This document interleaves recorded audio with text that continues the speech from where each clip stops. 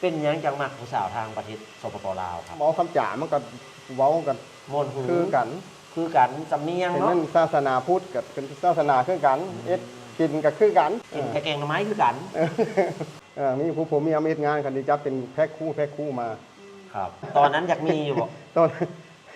ตอนนั้นก็ยากอยู่หั่นแหล้วตอนนั้น โมง เฮ็ดงานกับตั้งแต่6 โมงเช้ากับ6 โมงแรงพุ่นแล้ว อ๋อ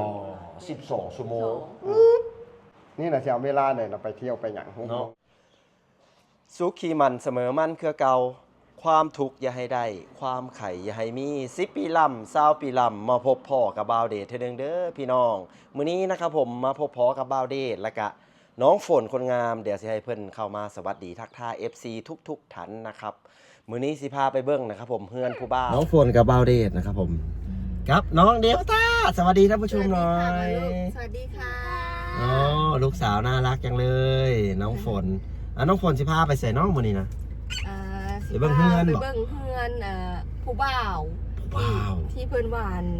เพิ่นอยากไปเที่ยวลาว เกิดรุ่นบ่าวเดชนี่ล่ะ เออ รุ่นเดียวกัน40ไปปลาย เฮาก็ไปเข้าไปถามเรื่องราวของเพิ่นคือเก่า เนาะ เนาะ อยากไปถามเรื่องราวปล่อยตัวเองโสดได้ใดฮอต40 กว่าปี คนนี้น่ะยังบ่เคยผ่านมียิงเลย ยังบ่เคยผ่านไปยิงเลย ยังบ่เคยแบบแต่งงานยังบ่เคยผ่านแต่งงานหรือว่ายังบ่ได้ น้อง เคย นา จี ตา บ ยิ้มสวยๆหน่อย สาว นะ เลย เพราะว่าเพิ่นจะไปแต่ทำงานหาเงินอย่างเดียวตอนนี้เพิ่นก็อยู่บ้านเพิ่ อยู่ เพิ่ บ้าน ม อยากถามเรื่องราวว่าเพิ่นไปทำงานอย่างแน่ ไปประเทศ ประสบการณ์ชีวิตเพิ่นเป็นได้ใดเด้อพี่น้องเด้อน้องตาเดี๋ยวตาฝากให้ FC กดไลค์กดแชร์หน่อย กดไลค์ ดูกล้อง กดไลค์ กดไลค์ อะไรอีก กดแชร์ เป็นกำลังใจ เป็นกำลังใจ ให้ใครคะ ให้น้อง น้องอะไร น้องเดลต้า เดลต้า ด้วยนะคะ ด้วยค่ะ ขอบคุณค่ะยกมือขึ้น ขอบคุณค่ะลูกสาวคนงามเบาเด่นนครพนมครับผมอันนี้คือบ้านโพธิ์ทันกลางนะครับผมตำบลหนองฮี ตรงไหนคะ อำเภอปะปากจังหวัดนครพนมเด้อพี่น้องเด้อ เอาสิตรงนี้ค่ะ ขับรถออกมานะครับผมก็จะเป็นคลองชลประทานนะครับผมข้างบ้านบาวเดชนครพนมนะครับผมอันนี้คือทางเข้าบ้านเนาะมีน้ำใสตลอดนะครับผมเจ็ดนาปังทางพีนะดินราคาดีนะครับพี่น้องอันนี้ทางเข้าไปเนาะอันนี้คือบ้านโพธิ์ทันกลางเนาะนี่ครับเข้าไปด้านในเอาถ่ายเบื้องวิวบรรยากาศบ้านเบาเดชนครพนมนะครับผมก่อนเอาสิไปเที่ยวความรู้จักกันหลายๆแบบหลายๆมุมเนาะน้องฝนเนาะเม้นมาหยองสองสาวเนี่ยเด้อสวยน่ารักไหมโอ้สิเอาหัวใจให้หน่อย เอายกหัวใจให้หน่อยนี่ครับผม อันนี้คือทางเข้าหมู่บ้านกลางบ้านแล้วนี่นะบ้านน้อยๆครับผมเป็นหมู่บ้านน้อยๆเนาะน้องฝนเนาะบ้านพี่ไอด้าน้องฝน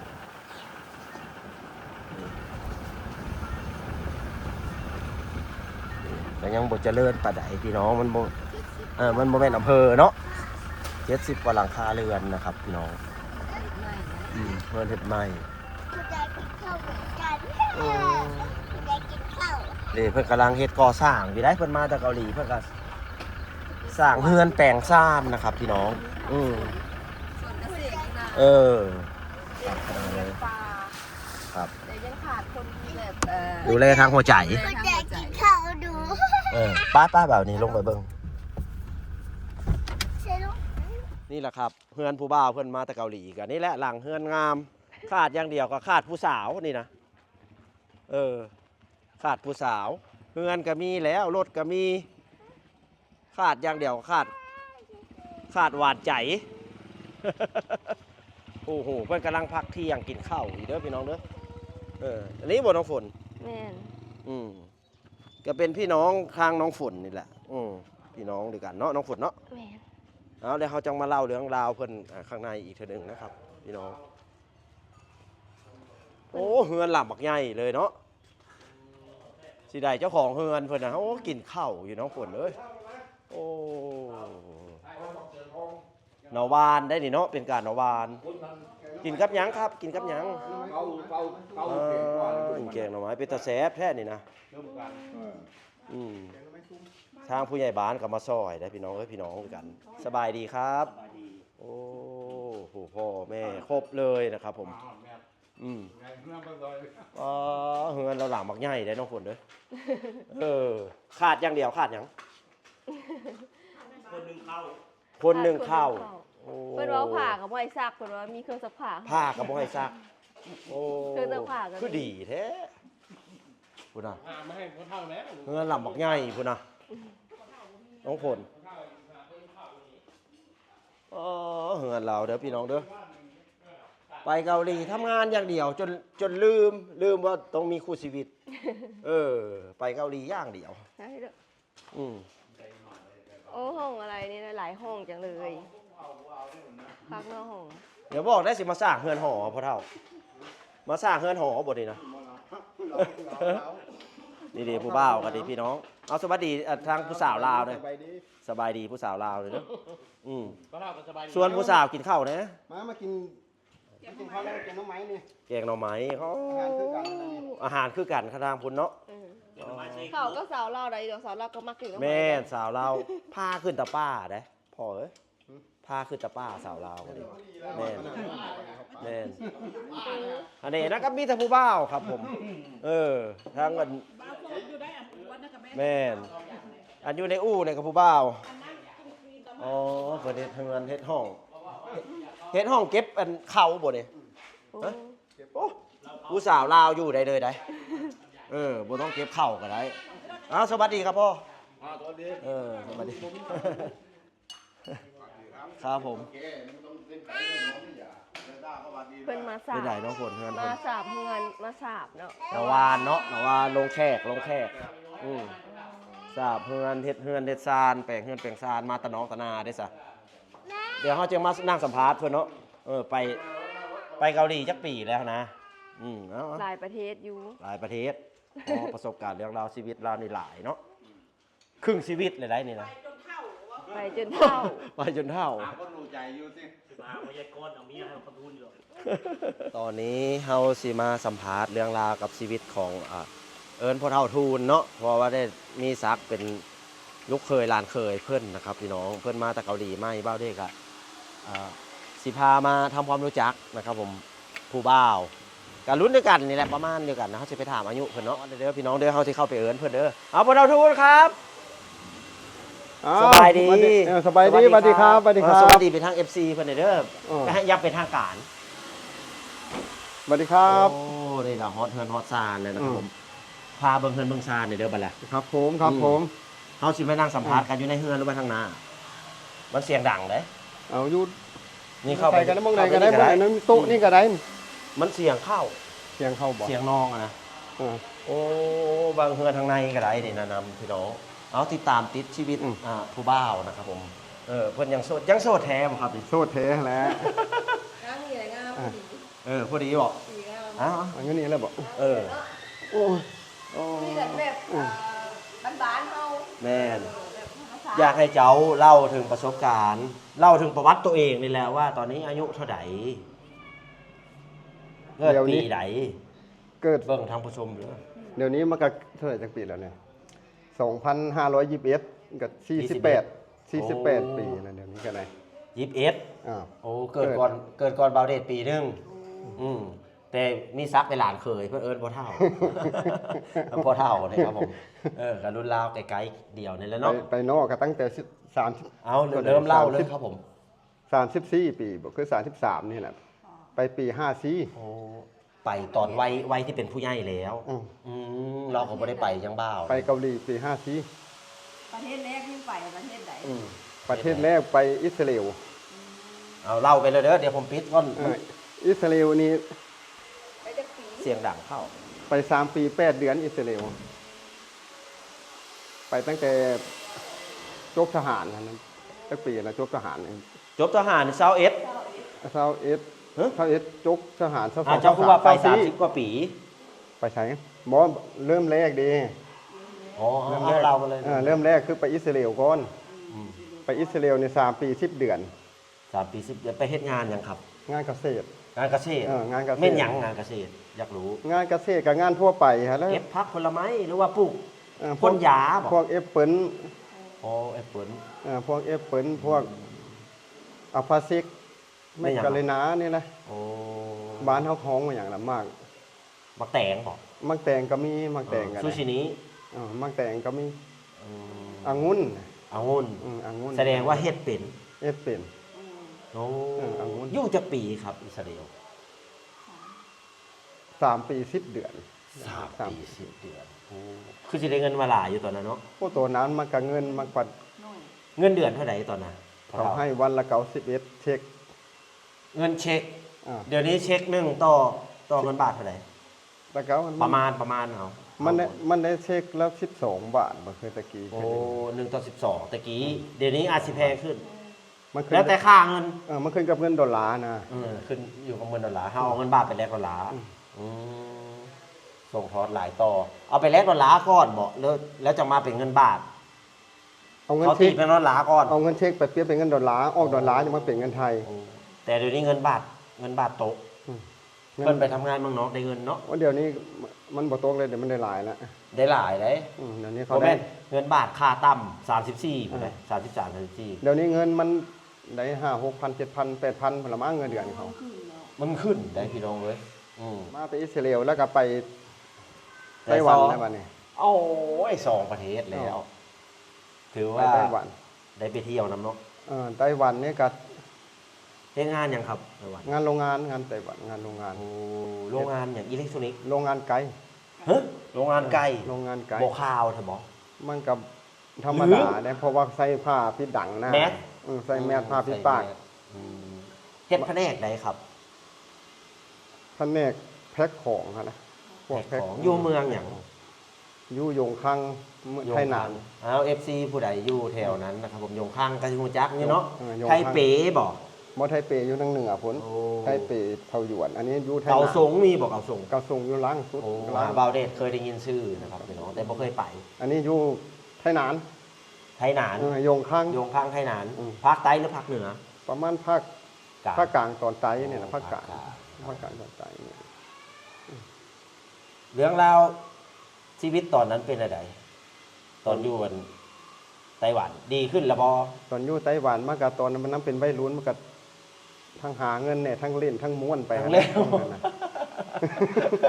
เก็บแน่กินแน่ เก็บ เจ้า งิน เซาโตเก็บแน่จักหน้อย เพราะว่าไปตอนนั้นมันผัดเงินมันผัดบ่ได้เฮาบ่ได้ส่งบ้านเองเด้ไงบริษัทเป็นคนส่งให้นะบริษัทเป็นคนส่ง โอ้จ้างบริษัทส่ง ทางบริษัทเขาส่งให้เราเอง โอ้ เลย โอ้ไปในนามบริษัทสอบไป มันไปบ่ได้ไปรัฐบาล แต่ว่าไปทั้งเอกชนนั่นแหละตอนนั้น โอ้อีก3 สีบอก หมอไปสมัครเองอยู่กรุงเทพ โอ้เพิ่นไปสมัครอีก อืม ก่อนไปน้อง บริษัทเดี๋ยวดอกลืมแล้วนี่ บริษัทจัดหางานนั่นแหละ นั่นแหละ บริษัทจัดหางานนะครับผมแถวรามคำแหงนี่มั้งแต่ก่อนเนาะ อยู่แถว หัวมาก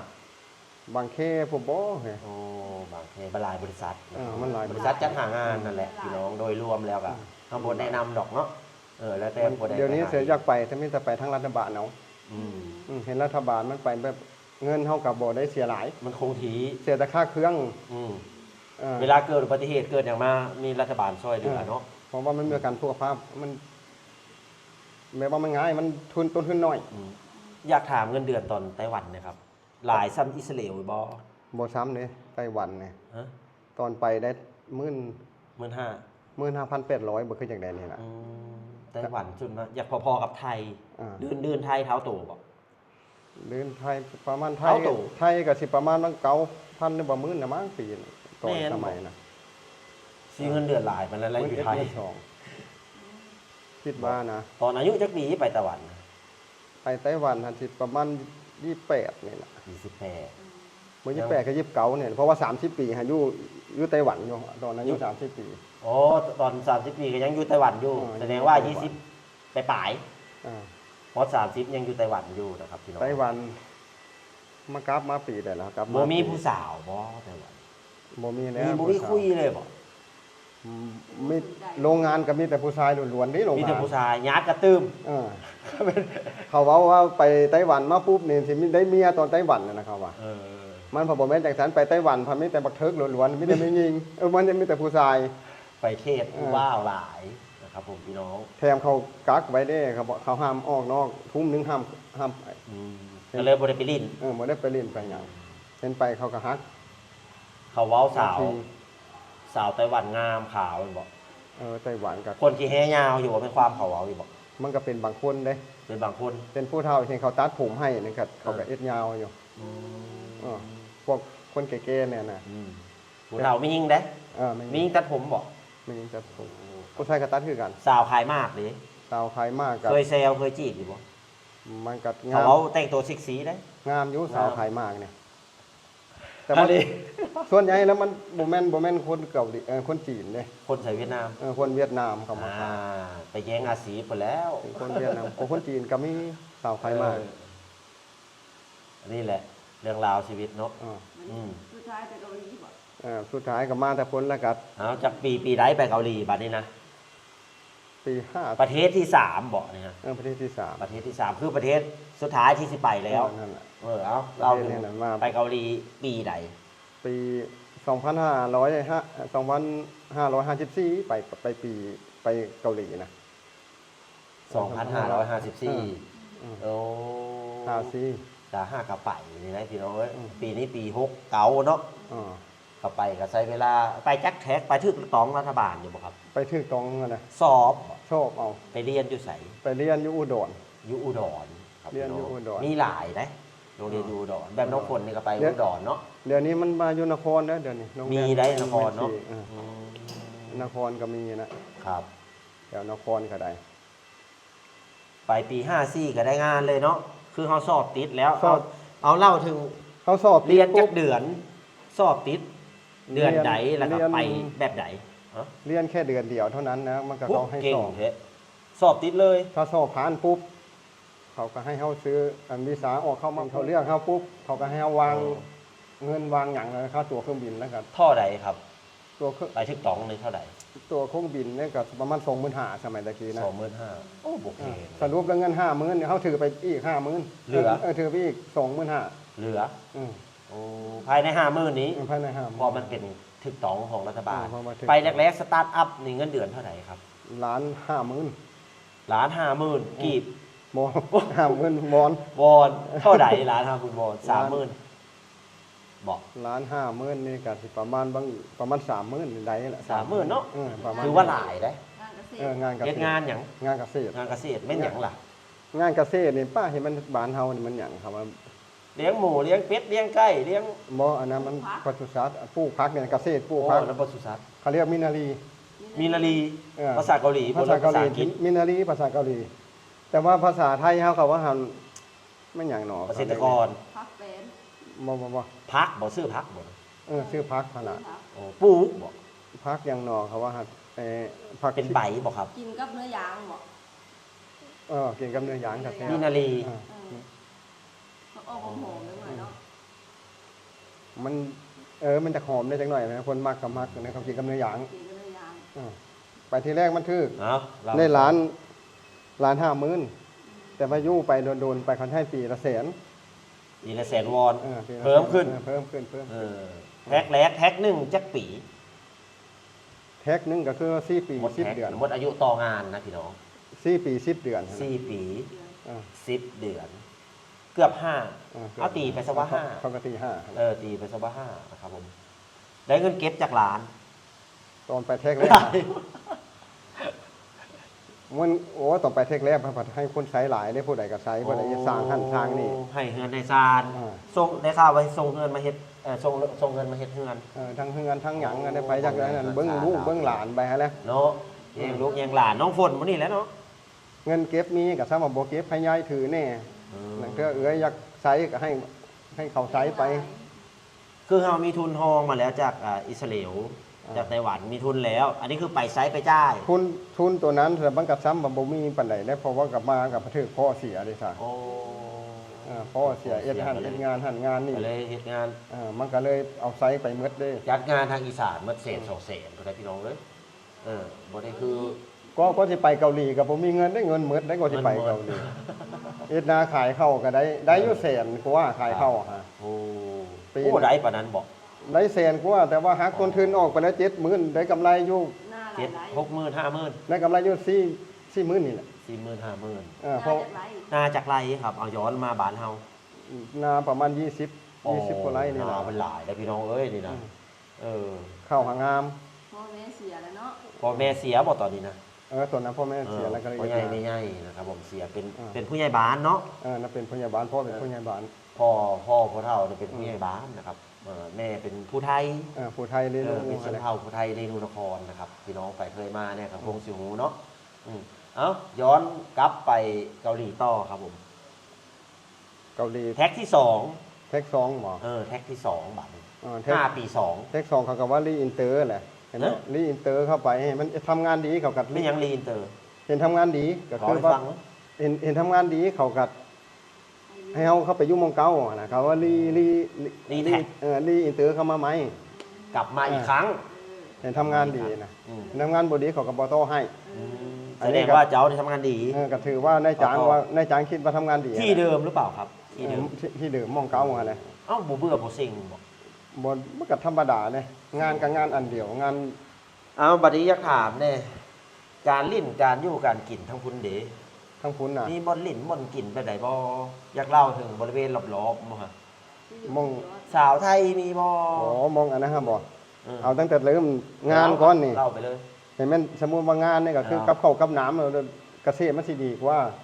คือว่านายจ้างเอาให้เมื่อ อืม เอาของอาหารไม่หยัง โอ้เขาเลี้ยง เขาเลี้ยงเองเลย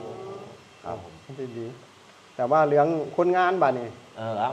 คนงานทั้งคนแม่คนไทยมันก็บ่ค่อยมีหลายในการเกษตร เพราะว่าส่วนใหญ่เขาสิเข้าโรงงานเหมือน โอ้อันนี้ละข้อดี ถ้า ที่เขาต่อให้ ถ้ามียิงนี่เนาะเขาก็มีคู่นะมีคู่ผัวเมียจังซี่นะมีคู่ผัวเมียมาเฮ็ดงานกันดีจับเป็นแพ็คคู่มา ครับบริษาครับบอก บ่ อยากมีอยู่บ่ตอนนั้นอยากมีอยู่บ่ ตอนนั้นก็ยากอยู่หั่นล่ะตอนนั้น ก็ ก็ สิ ได้ ไปหาใช้บ่ มันผัดจังซี่ว่าได้ๆเราเรียกเบิ่งผัดเห็นมัน มี เป็น แต่ลูกเมียเขา ลูกเมียเขาเอ็ดงานก็คือบ้านเฮานี่แหละนี่เบิ่งก็ตามทุ่งไร่ทุ่งนานี่แหละนี่ สาวร้านนวดเด้ตอนนั้นมีอยู่บ่ นวดบ่ค่อยฮู้จักเด้อเรื่องนวดนี่ ไปลิ้นทางใดสาลิ้นผู้สาวเฮาสมมุติว่า อยากไปเที่ยวอยากไปลิ้นนะพี่น้อง เพราะว่ามัน เข้าใจกันเนาะ มันบ่ค่อยการเกษตรมันบ่ค่อยได้ไปเที่ยวไปหยังเด้เพราะว่าเดือนนึงก็ให้หยุดแค่2มื้อเอ็ดงานก็เมื่อยแล้วบัดจังสิให้ไปเที่ยวอยู่มันก็เมื่อยแล้ว โอ้พักผ่อนซะเนาะ โดนๆจังไปโซเชียลเวอร์ไปเบิ่งเขาของกุญแจจังซี่นะ เป็นหยังของเป็นหยังของเจ เขาก็หาผู้สาวไปจังซี่มีคู่จังซี่นะ เอาเล่าให้ฟังหน่อยเอ้า ไปว่าอันเป็นดาบขึ้นอันนี้เลยมีไฟเนาะ นั่นน่ะมันขึ้นไปมันเขา ไป เริ่ม เย็นในมูลนะ โซเชียลเวอร์ เริ่มถามอยู่ภาคใดที่ทำงานภาคใต้ภาคกลางภาคเหนืออยู่ ที่ทำงานอยู่ เมืองหยัง ภาคเหนืออะไรภาคเหนือ เมืองหยังครับ เกียงคีโดคิมโปนะ โอ้ผู้ใดอยู่เกาหลีคงบ่จักเนาะบ่าวได้โทรไปชื่อได้บ่จักนะ ผู้จักประเทศไทยยังบ่ทู่ว่าพี่น้องเอ้ยผู้สาวนี่ล่ะเป็นเหตุหนึงนะครับ ที่เพิ่นหายังบ่ได้เนาะไปจนเป็นได้ข่าวเป็นพี่น้อยบ่ จนสุดท้ายแล้วนะเอาสุดท้ายบัดนี้นะมีหลายได้พี่น้อยนะในายจ้างแล้วอยากให้โตให้อยู่ในายจ้างอยากโตงานให้ถูกต้องอยู่ เป็นหยัง เพราะว่าหัน4 ปี 10 เดือนก็หมดไปแล้วรีอินเตอร์4 ปี 10 เดือนก็หมดไปแล้ว 10 ปี แล้วมาบัดนี้หันโควิดอีกปีนึง โควิด โควิดกันสงัก โควิดนี่ก็อีกปีนึง บ่ได้ไปไสเลย ในายจ้างก็โตให้อีกปีนึงอันนี้ซะ โอ้ เมื่อโควิดหมดในายจ้างก็เลยบ่ให้มึงเจ้าอยู่บ่อี7เราว่า E7 แปลว่าหยังบัดนี้ วีซ่า วีซ่าอีกวีซ่าหนึ่ง อีกวีซ่าหนึงหั่นนะวีซ่าแบบมันสิดีกว่า V7 เนาะ E7 E7 มันสิดีกว่า E9 จัง ตอ ซี่ นแร นะ กตอนแรกเขาไป E9 วันนี้นายจ้างสิเปลี่ยนให้เป็น E7 โอ้ ก็ได้ยู E7 อีกนี่นะ อันนี้คือรหัสคนทำงานต่างประเทศนะครับผมคล้ายๆกับต่อแท็กแท็กนี่ดีแท็กนั้นเป็นอะไรนะครับผม แต่ว่าคิดไปคิดมามันหลายปีนะโดดมัน โดด เฮาขึ้นจากเมืองนะโดดย่ำใดก็ได้เป็นผีที่ตำรวจจับเอาเอามือได้เลย ก็กลับไปเลยจังซี่ เลยตัดสินใจ ก็เลยเป็นผีไปฮะ เป็นพี่ คนนี่ดีมาเป็นพี่ เป็นผีน้อย เป็น นะ พี่น้อยนะครับพี่น้อง มันทำบ่ถึกตำรวจจับเด้ โมเมนต์อยู่น้ำปลาน้ำดงไปบอก มันก็อยู่แถวคือบ้านเฮานี่น่ะนี่ เล่าถึงประสบการณ์พี่น้อยบาดนี้ทำงานอย่างแน่ลำบากบอ กับ ทำงานพวกคือกันนี่แหละ เลี้ยงหมูบ่ หมอบ่ได้เลี้ยงหมู อั อั น น เก่า เก่านี่แหละแต่ว่ามีหมักหมูเข้ามาเพิ่ม แถวเก่าบ่ มีหมักหมูปลูกข้าวนี่แหละ โอ้ปลูกข้าวก็ปลูกบ่ ปลูกข้าว โอ้ ดำหน้า ไปเฮ็ด เนี่ย นาให้เพิ่นกิน เนี่ยดำหน้าปลูกมักพริกเลย ข้าวพันธุ์หยังขอถามหนะครับ โอ้ยพันนี่ก็บ่มันสิปลอมๆนะ โอ้เม็ดปะปอมคือข้าวญี่ปุ่น เห็นมันบ้านน่ะคือพันข้าวอีเตียนี่ล่ะ โอ้ แต่ว่ามันปลอม แต่ได้ข่าวว่าดก ๆมากในพิลึก แต่ว่าก่อนนึงสิประมาณ30กว่าห่วงเบิ่นของเขา ปอบ้านเฮาจะห่วง บ้านเฮาแค่5 6 7ห่วง10 เอาคือบ่เอาพันธุ์มาทางเขาซะ เอามาบ่ได้ เขาจับ เอามาได้อยู่แต่มันกิน อร่อยจะเม็ดทั้งเม็ดเลย เห็น นะ เอามาแล้วมากินอยู่แถวเฮือนได้แต่ว่าห้ามขายเห็นขายไปปุ๊บบ่ได้ เป็นหยัง เขาบ่ เขาบ่รับซื้อเนาะ บ่รับซื้อ เอามาปลูกกินน่ะได้ เห็นถ้าเกิดว่าแพ้พันธุ์แพ้อยู่นี่หลายปุ๊บเห็นเกาหลีเขาคงจักปั๊บเขาปั๊บรัฐบาลเฮา โอ้นี่แหละเหตุผลคือเอามากินนะ สมมุติ ได้ เอามากินนี่ได้ แต่เอามาขายไม่ได้ แต่ละประเทศกับประเทศเนี่ยนะคือพันธุ์เข้าประเทศเฮา เขา นี่ สงวน เห็นถ้าเกิดว่าไปอยู่ประเทศอื่นปุ๊บเขาเห็นเนี่ย คล้ายๆ รัฐบาลเขากับ ยังกับเวียดนามอยู่เดี๋ยวนี้ก็ยังเข้าหอมมะลินะพี่น้องก็ยัง มัน แยก มันเป็น คละ ไม่ สายพันธุ์ เข้าไผ่เข้ามันนะ แม่นแม่นแม่น เข้าไผ่ จดสิทธิบัตร นั่น มาจดสิทธิบัตรนะครับพี่น้องแท็กที่3นี่เป็นหนีแท็กนะครับผมเพิ่นก็หนี ลำบากบ่ถาม บ่ลำบากบ่ครับ โอ้สบายอยู่ครับสบาย เป็นน้ำบ่ได้มีเนี่ยมาสุขภาพยังแข็งแรงกรามแข็งๆได้พี่น้องเอ้ยนี่นะเลข เป็น สาม น้ำบ่ เนี่ย ได้ ส มี บาย อันนี้แห ได้ ละ จ้างบ่ได้มาหยัง งานจักชั่วโมง เอ็ด เอา งาน ตอนถือกฎหมายจักชั่วโมงตอนนี้แท็กนี่จักชั่วโมง เอ็ดงานกับตั้งแต่6โมงเช้ากับ6โมงแรงพุ่นแล้ว อ๋อ12ชั่วโมงเล็กกลมๆเลยได้พี่น้องเอ้ย 12ชั่วโมงแต่ว่ามันก็เบ่งบอกอยู่9โมงตอนนี้แท้กับ เขา 9 มีพักบอกพักเที่ยงพักกินข้าว นี่นั่นแหละกำลังอันนั้นเวลา9โมงมาหา9โมงครึ่งนี่ก็กินข้าวเช้า อืม พัก30นาที ครับ แล้วก็มาเที่ยงมาหาใบหนึง เออ พักกินข้าวเที่ยงนี่หัน1ชั่วโมง อืม แล้วก็ใบ3มาหาใบ3โมงครึ่งนี่ก็พักกินขนมปัง อืม 30นาที ครับ แล้วก็หา6โมงแล้วก็เลิกนี่แหละสิเอาเวลาได้เราไปเที่ยวไปหยัง6โมงบางเทื่อพงานมันบ่แล้วกับยาวไปจนฮอดเล้งให้เพิ่น เล็กให้เพิ่นมีโอทีอยู่บ่ บ่มีเด้ บ่มีโอที เกษตรสิบ่มีโอทีเพราะว่า ตอนล่าสุด เงินเดือนตายตัว เอาเงินเดือนเท่าไหร่ฮะ ตอนใดล่าสุดที่มา นี่แท็กนี่ ตอนนี้แท้ ตอนมานี่ได้3ล้าน พี่น้อย 3ล้าน2 3ล้าน2แปะแสนผู้ได้เนาะ 3ล้าน2ตอนมา แม่นบ่ แปะแสนผู้ได้พี่น้องเอ้ย90,000ล้านนึงมันก็30,000เลยนะล้าน เลขเงินมันบ่ดีนะ อ๋อมันหักก็ดีนี่เลขเงินเนาะ มันหักก็ดี ตอนอันนั้นมันได้แค่ล้านละ20,000เอสนึงเด้ โอ้70,000นะ อ่า ประมาณ6-7หมื่น มันได้ล้านละ20,000เอสนึง ขึ้นอยู่กับอัตราแลกเปลี่ยน แม่น ขึ้นอยู่กับตัวนั้นเด้อ ตะกี้สมันเกิดหลายแล้วตะกี้มันได้27,000 28,000 อ๋อ ล้านหนึงล้านละ30,000ก็มีอยู่นะล้านละ32,000ล้านละ29,000 20,000ก็เคยมีเลย มาตอนเราทำงานแบบเลทเงินบุรีเดือน20,000กว่าก็ตก60,000ปลาย อืม ๆเนาะ60,000ปลายๆก็ส่งมาให้ลูกให้หลานนี่แหละเนาะ โตแค่ลูกแค่หลานนะ แปลงเฮือนแปลงซ่านนะครับเนาะเพราะว่าเรายังมีครอบครัวเรายังบ่มีครอบครัวเป็นของตัวเองครอบครัวใหญ่อันนี้นะเรียกว่าครอบครัวใหญ่นะครับพี่น้องแบ่งไปเมื่อนั้นแหละงานภายได้เมื่อผู้คนแล้ว ได้แล้วพวกมื้อนี้ก็เริ่มสบายมาแล้ว เริ่มสบายมาแล้ว อันนี้เงินเรา แม่นเดี๋ยวจะพาเบิ่งเฮือนเบิ่งห้องเบิ่งหับเนาะได้ข่าวว่ามาผู้สาวลาวนี่หรือแม่นเนาะ แม่ยังมากอยู่ว่าแล้ว จังว่า จักสาวลาวสาวไทยนี่เอาหมดเลยเนาะ มันคุยกันรู้เรื่องเนี่ยนะ โอ้ ใน ภาษาดีกว่า ภาษาคุยกันรู้เรื่อง แม่เป็นหยังจังมักผู้สาวทางประเทศสปปลาวครับ มัน เอ้าเล่าความจริงเลยนี่ ตั้งแต่ว่าคำเว้าคำจ่ามันก็เว้ากัน ม่วนหู คือกัน คือกันสำเนียง เป็น เนาะ นั่นศาสนาพุทธกับเป็นศาสนาคือกันเอ็ดกินกับคือกันกินกับข้าวกับน้ำ ล ก็ ง คือ ไห้ กัน ลงนาคือกัน เอ็ดให้เอ็ดนาคือกัน กินกระแกงหน่อไม้คือกัน คือมันใช้น้ำไหมกับกินนึง ถือ คื ค อ อ กัน กันเนาะกับเขายังเบาเดชว่าเขายังดำรงชีวิตแบบยังชนบทคือเก่าอยู่ อ๋อ เนาะการแต่งตัวเข้าวัดเข้าวาเห็นเนี่ยเขาใส่ผ้าเบี้ยงผ้าอย่างยังคือเก่าเลย อ๋อ ทางบ้านเฮาบางเทื่อก็บางคนก็แต่งทันสมัยแล้วเนาะก็บ่ว่ากันพี่น้องเดี๋ยวเห็นถ้าเกิดมาได้มาเมืองไทยกับที่ท่านสมัยขึ้นไปอีกจักหน่อยอยู่ดอก เนาะ อ่า เขาก็ตาม เข้าเมืองตะหลิวกระติวตะตาม ก็จะได้แต่งตัวแบบหวือหวาได้จังน้อยเนาะเรียกว่าหวือหวาทางลาวเพิ่นก็เป็นเรียบร้อยเนาะ เขาแต่งตัวเรียบร้อยคนลาว แม่เอ้ามีอย่างที่ฝากถึงสาวลาวก็เว้ามาเลยนะครับบ่เท่าทุน โอ้ยอยากให้ เปิดใจ เอ ครับ อเปิดใจน้ำนุ่มไทยเบิ่งนี่ล่ะเป็นอะไรก็ได้ ม ไปเบิ่งเพื่อน เว้ายังบ่เป็นบ่ได้พี่น้องเว้าความจริงได้ดินะเอ้าเบิ่งเงินเบิ่งซานก่อนจบคลิปพี่น้องเด้อเอ้าอันนี้คือแนะนำมาเนี่ย คนเดียวบ่ทั้งลุมเพื่อนฮะเขากำลังเอ็ดเขาเอ็ดแล้วบ่อืม โอ้ กำลังสร้าง ต่อเงินต่อซาน อืม โอ้ต่อเงินต่อซาน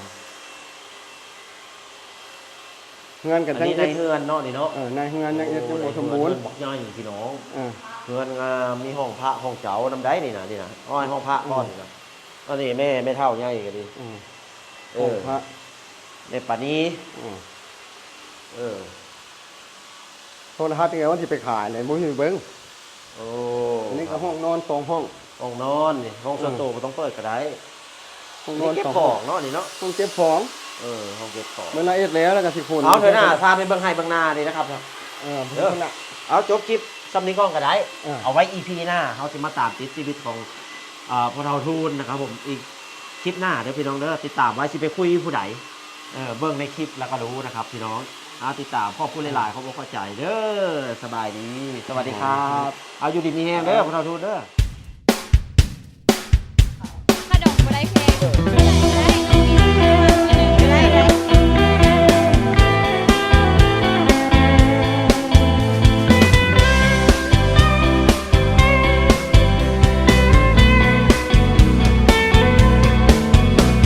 ฮัลโหล